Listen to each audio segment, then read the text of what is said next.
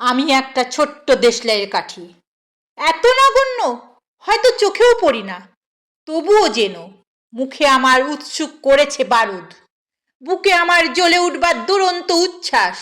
আমি একটা দেশলাইয়ের কাঠি।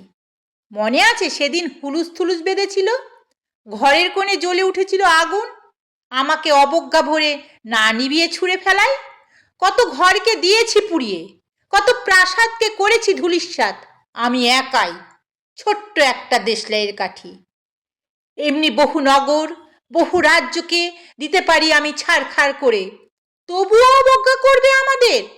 মনে নেই সেই সেদিন আমরা সবাই জ্বলে উঠেছিলাম একই বাক্সে?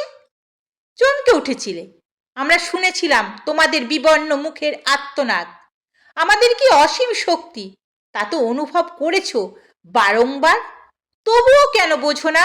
আমরা বন্দি থাকবো না তোমাদের পকেটে পকেটে, আমরা বেরিয়ে পড়ব, আমরা ছড়িয়ে পড়ব শহরে গঞ্জে গ্রামে, দিগন্ত থেকে দিগন্তে।